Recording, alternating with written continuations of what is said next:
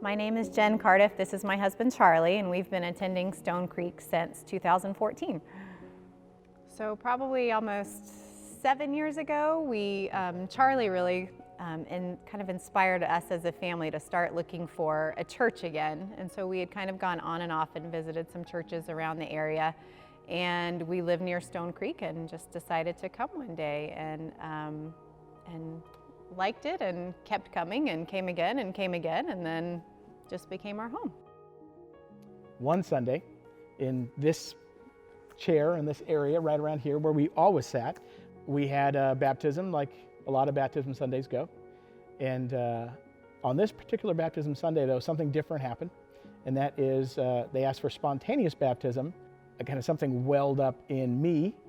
And it was, and I've told people this several times, it was like a burning in my chest that I've not had before or since. And in that moment, I kind of knew that I had a choice to make. And that choice was to either do nothing, which is what I had done up to that point, or make the choice that this was for me.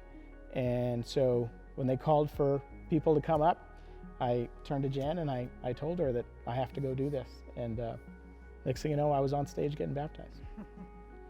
And we talk about baptism as a place to mark a turning point in your life, to really an outward expression of an inward change. And that's absolutely what it was for me, because from that moment on, like, I knew I was in it for Christ. Like, this is what my life was about. And it really changed the trajectory of a lot of things for me.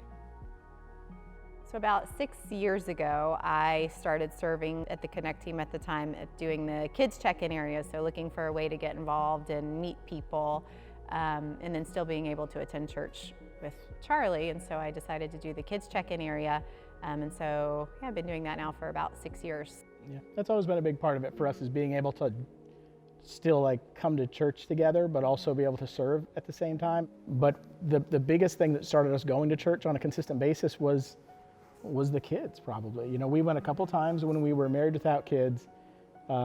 Jackson coming along, I think just there was something in there. It was like, you know how you always want your kids' life to be better than your life was? Yeah. And so there were two things I always wanted my kids to do better than me. And one was I wanted them to have a stronger faith background than me. And number two is I wanted them to give back in a more willing way than me, because I just wasn't part of my life growing up.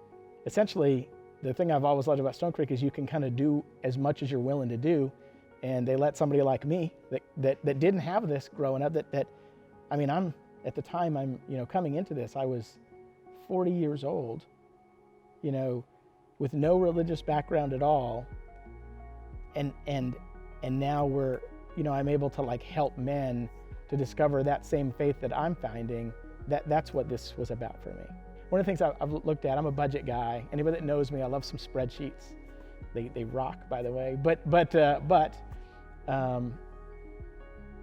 that's never a line item I ever have considered taking away or removing, right?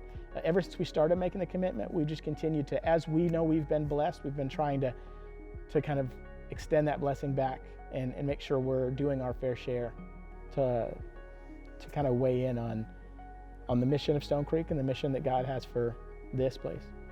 I think we have seen, so many benefits that we've experienced personally. So I think, why would we not give? Our children go to those kids' environments every Sunday.